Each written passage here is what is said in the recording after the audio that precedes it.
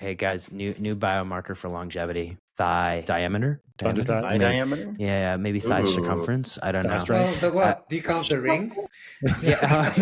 Yeah, exactly.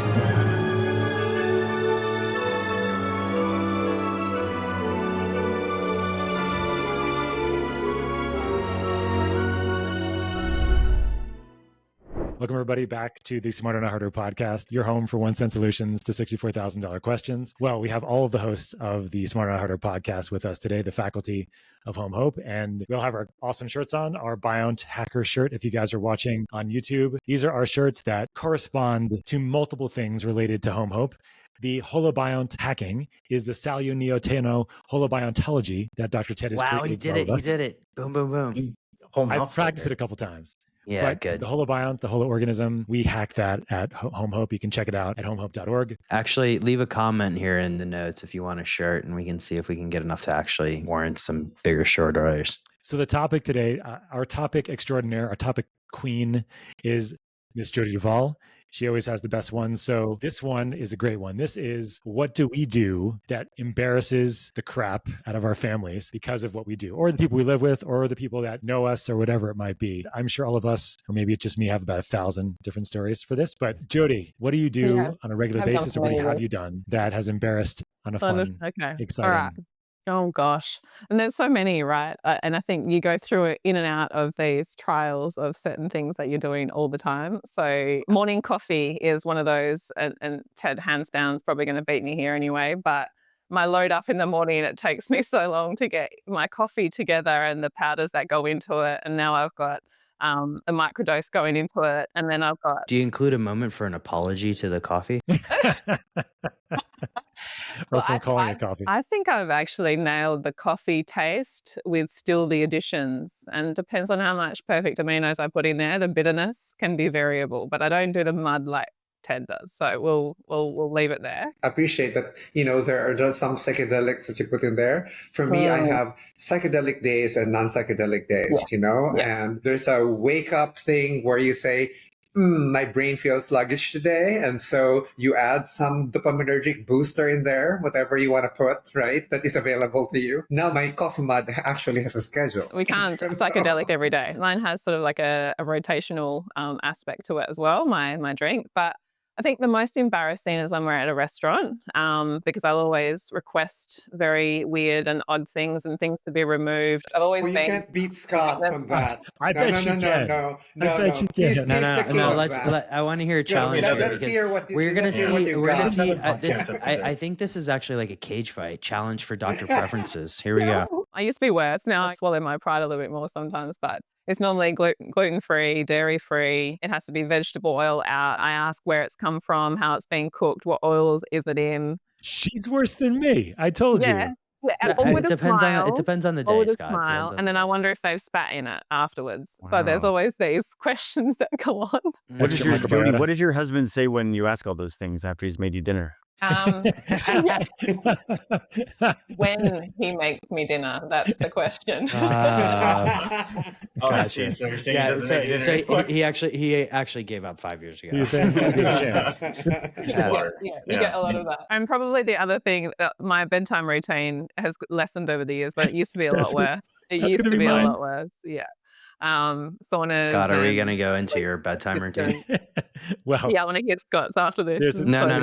Jodi, let's hear your bedtime routine. I want to hear it because I need ideas. Well, no, I think for me, it's either a hot bath, a hot shower. I generally have some sort of meditation routine in there, or a book reading episode. I've got my red glasses on. Everything in the house has to be no light. So that's where I'm the most embarrassing. As soon as someone turns a light on, I'm screaming at them to turn the light off. So the whole house has to be dark or red lights in it. So we've got red lights in the bathroom, red lights in the rooms, red lights in my bedroom. And then I used to do a bit of mouth tape, and I don't need to do that anymore. So now it's my husband, actually. He has the mouth tape, so he looks like the weirdo. He actually had a dental appliance that he would put in his mouth that was like a full head thing. So he was winning on that one. Headgear. The total headgear. Wow, that's classic. Headgear. Yeah, that was not sexy at all. Was that your fetish? Not metal.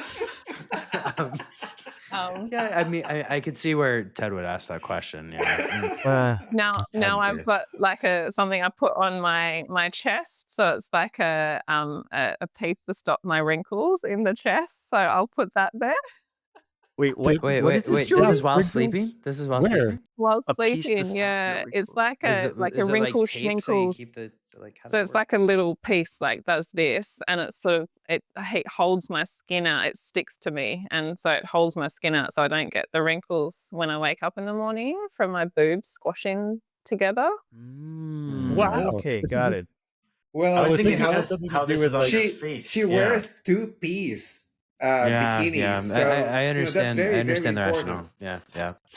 Totally get it. I was These are doing some face breast taping for a wrinkles. while. Interesting. Okay. Face Yeah. taping's a big thing now. I've seen Yeah, a I've few heard people about do I it. this. was doing Yeah. that for a while, but I find the chest piece is better, and I just deal with my wrinkles on my face when I squash it on the side.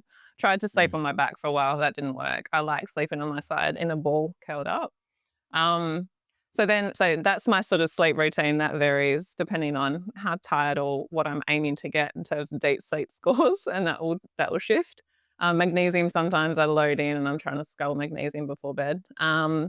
But then my movement schedule has always been the most embarrassing for everyone, because I would be stretching or moving or in a hotel room trying to do my abs or trying to do my sit-ups, push-ups in our hotel room, and I wouldn't be able to go anywhere until I actually finished my movement or my stretches or my weird yoga poses that I would be doing, because movement's so important for my mental health. So yeah, they're always the most embarrassing. And so I'll stop anywhere and do a stretch in a park or do some like lifts, and I really don't care of how I look. But everyone's like, "Oh, come on, let's not do that out in public, Mum. You're embarrassing. Stop stretching Well, over. You're throwing your bum to at everyone." least it's not bowel movement. Yeah. Yeah. I mean, Well, actually, she's doing all of this for bowel movement, right? Yeah. So- Mm. It helps. Well, I'm sure. yeah, Yeah. Like I say in my lectures, all movement is good movement, especially bowel movement. and squatting. Like we went for a walk on Sunday in the bush, and I was so busting. I was like, "Guys, you're just gonna have to look away." So I had to go and find a tree, and so we just squat. It's good movement. We're squatting. We're going to the toilet. Yeah, wasn't a poo though. Well was done. away. Well It is played. the outback. Didn't have toilet paper. Yeah. Anyway, that's all my Wow. embarrassment. This is great. Wow. Yeah. Scott, I think you just got served. Sorry. I got nothing on that. Yeah. I got nothing. Oh dear. Yeah, I All should right, know. well, everything now. No, that was Yeah. great. No, thank you for Next. sharing, Jodi. Well, how about Dr. Bukatz? Do you have anything to add here as far as things that you do? Maybe it's your pyramid that you have at your house, or Oh, that's a good one. I mean, that's a in the middle you of just your put house. that out there. Yeah. I do have a pyramid. That was not the one I was thinking of, but we can talk about the pyramid. Sure. I do have this pyramid in my living room. My wife is very understanding. Yes. So I have different levels of how I explain its purpose and utility. So Help me with this pyramid. I need to have an I image, just Alan. tell people that I do witchcraft, and and if you It's like a meditation pyramid. That's what it is. It's right? like a chamber, Jodi, where he's it's meant to inside. be, but it's you go. open. It's like look. Ooh. If Everything you've can seen be season really- 4 of The Bear, one of the last episodes where they're at sort of the wedding, and like the girl goes underneath the table. It's like, where you go underneath the table, right? So like It's the it's your campsite. multi-purpose. No, it's you go into the pyramid, and then you just everything else stays outside of the pyramid. And helps you relax and meditate and What was but that? the- That actually with the- that autistic lady that like went into a stable and like hugged herself with the cows and the horses to calm herself down. You know what I'm talking about? There's a movie What was about that. this? It Oh. sounds like you, Mm-mm. Alan. I but can fucking do I that. need to watch this the movie. thing I was actually she's very thinking, famous. I can't remember the name. So Scott's been to my place in Los Angeles, and I live near the coast. And I think the first time that I really started diving into the importance of vitamin D and had my levels checked, and they were like in the 20s. I remember getting very alarmed, right? And I'm like, oh my gosh, vitamin D is this, it's not really a vitamin, it's a hormone, right? And it's really a master regulator of so many things. And so as I was getting really we'll call it focused on maximizing that, and I felt that I should be able to get this by sun exposure because I have no excuse, right? We live in Southern California. And if you look on the DMinder app, which tells you the various, times of day that you can actually generate vitamin D, there's ample opportunity. So I start going out there, and I start out like just kind of bare chested and, full, just full sort of face exposure, no sunscreen whatsoever. And then I kept getting like burned on my face, right? And the levels were like going up marginally, but not really significantly. So I was like, okay, well, how do I really maximize this? And I'm like, okay, well, I just need more exposure, right? So, I kind of slowly like moved to, let's just say, less and less revealing clothing, all to the point where I essentially I purchased a thong off of Amazon, and there weren't a lot of discreet ones, and I found this like fun. I'm gonna be really A like too thong much here. is never discreet. You're right. There's not a lot of like. Discreet... This wasn't like black lace. This is like no. This was like, it was quite skimpy. It literally had like a Joey pouch in front, and that was it. By definition, a thong is skimpy. It was a Joey pouch, right? Cool. It was a Joey pouch in front, right? And there's a lot of animals you could choose from. I chose a wolf, so it had a big wolf face on the front. And then I kept getting burned, and I was like, I need a hat, that I could like lay out and just cover my You're face. totally Zach Galifianakis in Hangover. This is here. Yeah. So I'm online. I'm looking at these. I'm trying to find like a wide brim hat, and there's not really a lot of like masculine looking wide brim hats. But I did find one that was sort of like pink, and it was kind of like this color. And I was like, whatever, it's my home. And I was like, it's my house, like I'm on the roof. No one's really looking, right? So I get this like wide brim pink hat, that's like a visor. Oh, yeah. And, there's a few of us that are on the roofs. We kind of just like nod to each other, and so I'd been sort of the first few times, understandably, you're a little nervous about what you're doing, and you have to sort of explain to your neighbors, like, hey, it's just what we're, what I'm into right now, right? They were very understanding, thank goodness. Did you say, are you pre-op or something? Exactly. Yeah, exactly. Got invited to some parties that I did not attend, but and so I got probably too comfortable with this, and so I'm like I remember I'm laying with my wide brim hat. I got my thong on. I got my full ass is exposed. Ass cheeks are exposed. Thighs. We talked about thighs earlier. And all of a sudden, like I'm there, and my wife's next to me, and she just like whatever. And all of a sudden, we hear this like, and I was like, what is that? I think it's like a wasp, and it's getting closer and closer. And all of a sudden, like I like flip around, right, and all in glory. And it's this drone that's like someone in the area's got a drone, and it's literally like 6 feet in front. I look at the camera looking right at me, and then it was like zoop, zoop, zoop, zoop. And then I was like, hello. Oh, look, you're being live streamed. Everybody go to OnlyFans or Pornhub now. And then the drone went away, and I never heard from it again. So broke the screen or probably some kid, and then they've just got completely shocked. Completely traumatized. You can imagine, exactly. You can imagine like pink hat, cheeks. They're probably thinking, "Ooh, I'm still getting away with something." And then, how often are you using this thong? Is the question, Alan? Is this something that you wear to the ER just to remind yourself? No tan lines. No tan lines. No tan lines.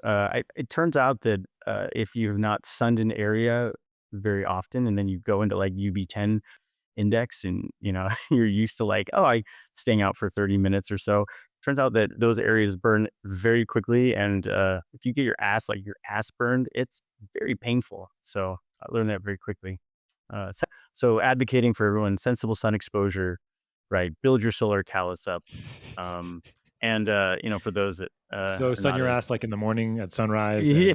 And then sun at bedtime, like sunset. Debunk this one. That'll be a different podcast. On social media, Scott. I think that we have to use this as a definition of why the solar callus is important, Ellen. So exactly. Yeah. Exactly. Perfect. Yeah. So learn from me, folks. Yeah. Well, you guys have definitely went up to all of my stories already, but so wife is not so. She's very understanding, very tolerant. You went on the roof in a thong with a pink hat. It's great. I love it. She loves you. She does love me very much. She's very understanding. He was totally gunning for gender reassignment pre-op. Look. Yeah, Wow. highly inclusive here. So, All right, so let's head Oh, over goodness. to Mr. Anderson. This What is has he the got? one time where I feel like I am going to let so many people down because by comparison, like, how do you follow that I shit? think we could probably just don't. finish the podcast now, to be honest. Yeah, I think you should. no, put we him- gotta hear from. No. No, Put no, a no, fork in no. it, it's done. So, like, I have a few things. It usually involves like accidentally ingesting too much of a certain molecule, having an FDA of a certain country show up at your house, that kind of stuff. But I think let's kind of take it to what used to happen, and that was probably more significant than now what does happen and what causes me to get told that I'm weird. So a few years back, this is back when I was living in Amsterdam, I used to have the same morning routine that everybody else does here, in terms of in the morning during the Dutch summer, I would walk around, I'd go outside, walk around with my shirt off and sort of no shoes, bare feet. Portion of that walk is on pavement. And so this is like between 4 and 6 o'clock in the morning sometimes, because the way our apartment was at the time, the light would shine into our house, and I'm incredibly yoked to the sun, so I'd wake up very, very early. And I think at that point, Ted and Scott would know that that was when I would check in with them before they would go to sleep. But I was walking around one time in my bare feet, no shirt, and one of my wife's really good friends was saying goodbye to whatever she was doing the night before, and happened to like see me walking around. And I think at this point, I was kind of embarrassed because like it's 6 o'clock in the morning, nothing's, just walking around, getting my suntan on, and grounding as every good person does. And I would bring like Jodi, I would bring like some ropes with me. And so I did something called the inertia wave, and I would do like Jefferson curls with a kettlebell, all that stuff. And I looked over to her and, I waved her, and I didn't really want to interrupt her goodbye moment, but it was like, she looked at me and she just said, that's just boomer. And so it was just one of those things where, people are kind of used to it because, like I tried a lot of weird stuff. But I think what happens now, and you're kind of, if you're watching this on video, you're in my Zen den. And so what happens more now, and if you've ever seen the movie Air, which is a movie slightly based on a book called Shoe Dog about Phil Knight from Nike, there's a moment where Ben Affleck is like laying on his couch and he plays Phil Knight, and somebody comes into his room, like walks into his room, and he's like, be quiet. And the guy's like, why? He's like, I'm doing a forgiveness meditation. Right. That's more of what happens now. And so when we were actually watching Air, my wife said, that's you when that scene happened. So what happens now is you walk into the Zen den, and these days I'm sort of hooked up to these electrodes and doing something that resembles sort of anything from electric masochism to electric meditation. And then, previously I'd have red lights attached to a lot of places. Right now it's just to my knee. So that's it. And unfortunately, after Alan and Jodi, I feel like I'm boring. So What's were those red lights attached to? Maybe you can redeem yourself. Usually in my nose, on my skull. Yeah, I never really got to the level of red light catheter, but it was Okay, that's gonna be called red light sounding. right? Exactly. Yeah. Ouch. So we haven't really explored those yet, or I haven't figured out a way to do like a coffee enema with a red light. But I haven't done coffee enemas in a long time. Anyway, for the dismount there, I would just encourage everybody, if you want a good movie to watch this weekend when you're not watching the F1 movie, Squid Game, or The Bear season 4, Air with Phil Knight, Shoe Dog. That's also a really good book. Cool. I think Scott, back to you. Okay. Well, I guess Dr. Ted, I would actually prefer you go last because you're better at that. But given I'm the host, I will let you go ahead, Scott, because you've just been served by Jodi. So just as a preface here, Scott has significantly toned down ever since I told him that enlightenment is easier. You have no preferences. So after several years, he's toned down a little bit, but he can still be that kind of person in a restaurant. I can be. I don't go as far as ask for the oils, Jodi. That's the part that I'm impressed. Like, I will not ask about seed I've oils. only done that once, and it was shocked when they came back to me and like they only gave me a scallop, and that was it. So that's you have to, that's the risk if you ask about that, or they spit in your food, like you said, Jodi. I think the biggest thing that I do to embarrass my family is I have an infrared sauna, and I don't wear clothes in it. And I warn them ahead of time, like, look, I'm not going to have clothes in this sauna. And so over the years, they would come down and see me without my clothes, and like my kids would start screaming, and I'd be like, and so now nobody comes in to where the sauna is. Currently, it's temporarily in my garage, so they do not try to find me. But do you leave the garage door open now? I do not. It's unlocked. It's unlocked, but the door is not open. Now the neighbors get the view instead. We're just trying to get a sense of exhibitionism here. I've actually been wondering that lately, Jodi, because I'm in the garage and like our neighbors just moved back in across the street, and I can kind of see their lights. I'm like, can they see me? If you can see them, they can see you. I've been wondering about this, but I mean, that's the most embarrassing thing I do typically with my kids. I think I have an embarrassing story related to taking a certain peptide. That's also kind of funny. I was taking the CJC apomorelin combination, and I was getting these little welts when I injected into my abdomen. I was like, oh, this is fine. I was talking to the people that get welts, not a big deal. But I accidentally one time, instead of injecting into my subcutaneous area, I injected into a vein. And what's funny is none of us are shocked because you've done it before. I have. And so I've learned my lesson, but it took me a while. But in any regard. But have you? So, but that's always, I guess, that's just him showing off about his percent body fat, like his subcutaneous or just my epigastric. That's a showing off thing. I'm very veiny and very vain in general. But so what's interesting is that I started getting an allergic reaction because those welts that I was getting on my abdomen before were wheels of like a hive, basically. And so I started getting itching on my palms. I started breaking out into a sweat. My feet started itching too. And this is at midnight. And you guys know this, but my wife is an allergy immunology doctor, right? And I tell her at midnight that I'm having this allergic reaction. And she goes, "Are you fucking kidding? Did you just like, did you really just do this to yourself? Are you going to die by supplement?" And she was onto something at the time. So all I did was take some Allegra, and she forced me to stay up for an hour to make sure I didn't have a full-fledged allergic reaction. And yes, so that was kind of embarrassing, I would say. So I've since not used any CJC apomorelin combinations. So but have you injected in any veins recently? Not recently, no.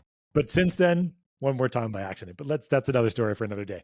But I've learned my lesson. Maybe. I don't know.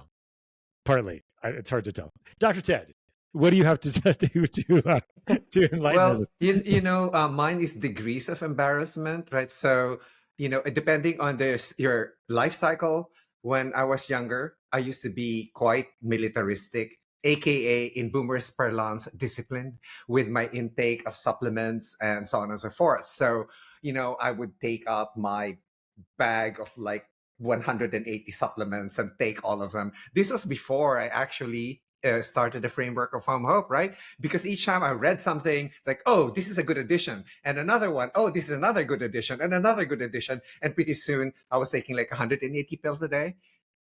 And it's like, the thing is, I'm not even sick.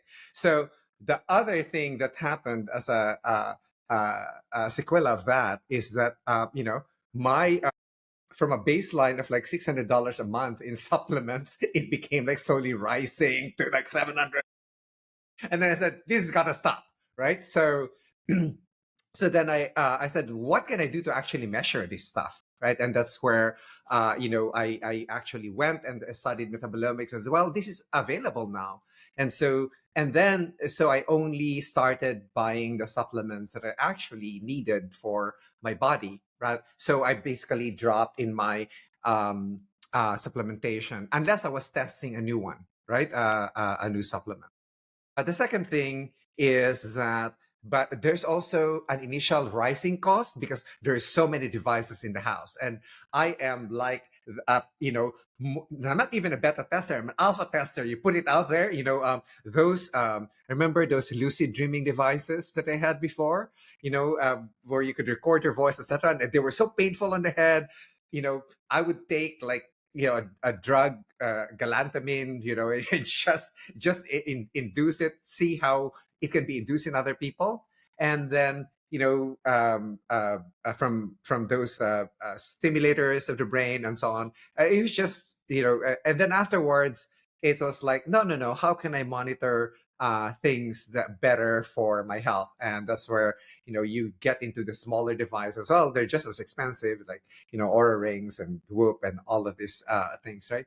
But at that time, it's now easier to get your friends to buy all those other devices and say, what's your experience with it, rather than trying everything yourself. So and then I think this is true for all of us. If you live with someone who actually manages the kitchen, for example, the creep of your supplements in the cabinet will get you into arguments like, why are these supplements occupying my entire shelves now? Once a month. I think that happens to all of us here. Yeah, once a month at least. Yeah. And like, wait a minute, it's not just my shelves, it's also half of the storage space, downstairs. Like, what are these? And not even fitting there. Why are there boxes now on the floor? But as always, there's always a good response. And at Health Optimization Medicine in Practice, we teach our practitioners how to respond properly, right? And how to respond properly is, hey, but look at the results, right? And that's a challenge of Health Optimization Medicine in Practice, is that you cannot be an unhealthy practitioner because you have to walk the talk, right? And sort of like, for me, it's a blessing that I created this framework and actually teaching it to students, and now you guys are teaching this. But for me, it's like, it's also a curse because shit, I cannot slack off on any of this stuff. If there's even a whiff that, oh, he's sick, he's under the weather. No, that's forbidden. Or if you do feel under the weather, you should be out of it in like 3 or 4 hours. That's it. But anyway, that's what those are the things, the experiences that made me put everything in a framework. So exactly what you're doing with cold plunges and red lights and blue blockers and full daylight, and I have vitamin D lamps. I have, all of these sorts of things. And, Boomer and I were talking a while ago, he just had some knee surgery. And I said, all this electrostimulation stuff. I even had those Russian devices that will simulate your muscles, and, those old devices. And now they're all, they're all available now, but before it was hard to source them, right? Those bands, the Katsu bands, etc. I have the top of line machine. Now we're not using them, so it's just an accumulation of all these things. But ultimately, I was just being lazy. I said, can I get away with the de minimis exercise at my age, right? Before I used to be like, yes, I have to do like this 3 hours of workout every day, and there was a point when I was actually too muscle heavy that it was even uncomfortable for me. And the thing that my crew noticed in the clinic was that I was walking like an ape, it's like over and the chest out and all of this. And when I'd actually do a pull-up, I felt my heaviness. I was like, this is not natural for my body type, right? I was just really overdoing things. And that's where you actually take a look at what's for your ideal body type and so on. So you start the calculations going, and you get serious in the data. Now you are actually monitoring the data, not only the metabolites inside your body, but your actual phenotypic data, right? Your ratios and so on. That's going on. And so in all, the benefit of all of those quirky, expensive, supplements and the equipment and devices and so on was actually pushed me to develop this framework where we can hang all of our biohacks, right? So you know exactly where in the system you're actually hanging all of these things that you're doing yourself, rather than willy-nilly just putting everything together, to the embarrassment of your family or people around you. You now have actually an actual framework. So I'm doing this because, here it is. And I'm doing because, well, here it is. Mhm. Right? So, Well, Ted, you just described biohacking, basically. So there you go. Yes. Your body's an ecosystem of cells, and we in health optimization medicine, we're basically hacking the fundamental cell, right? The nucleus, cytoplasm, mitochondria, etc. When we're talking about the cell, we may be talking about the muscle cells. Instead of looking at the muscle as a muscle itself, you take a look at it as, well, it's part of the metabolic expenditure of the body, right? It produces a lot of energy. It has a lot of mitochondria, and it serves as a balance to the energy stores of the body. These are the kinds of things that we are looking at. The energy pathways in general in the cell, basically is reflected in the energy pathways in the body itself. So, all of these quirks that we have, in the end, we actually have, we look back and we laugh, and our family is still angry at us for some reason, right? Like, for example, a Boomer actually blames me. Well, it's your choice to sleep in a cot, but you know what? It's cheaper to have a cot cooling system than a full-fledged one. So, Amen. I paid for the full-fledged one. so and then you learn about all of these devices. The more parts they have, the more likelihood that these parts will break. So you choose one that actually has less parts. All of these lessons we end up teaching ourselves and then sharing what we find with our students within the framework of health optimization medicine, right? Optimizing the health of the cell and the cellular networks. So those are the quirky foundations for where all of the from where this framework arose. Love it. Well, this has been a fun podcast to record. Some great stories. Boomer, I'm surprised. Yeah. You're surprised at what? No, I'm just surprised that I just am almost embarrassed that I couldn't come up with anything better. But Jodi and Alan, wow.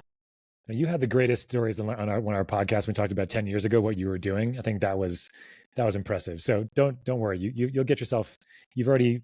There'll be another podcast where you can. I'd say bravo. No, it's more like a bravo. Well done. Yeah, well done. You guys right, outflanked Scott. That was I was making markets over here on who would have the most. Yeah. I definitely have the most people to embarrass in my house, but you guys definitely up leveled me even that. Depends on if you include Alan's children. Remember, guys, the embarrassment depends on your age, right? If you have the gravitas to impose your quirk, then it's not an embarrassment. Right. But if you're younger, you tend to follow more of these things. You believe all this stuff. Right. And then later on, you get older and it's like, nah, been there, done that. And it's the next one. And then it's like, okay, nah, been there, done that. It's the next one. Next supplement, next device, next everything. But without any framework, to guide you, you're fucked. So. Yeah. Well, with that note, thanks everybody for listening to another episode of the Smarter Not Harder podcast, where we give you 1 cent solutions to $64,000 questions. If you like this podcast, don't forget to like and subscribe below so you never miss a fantastic episode with all of us, or maybe we're interviewing a really cool guest, amazing people that we have on here. So we'll see you next time on the Smarter Not Harder podcast, everybody. Take care.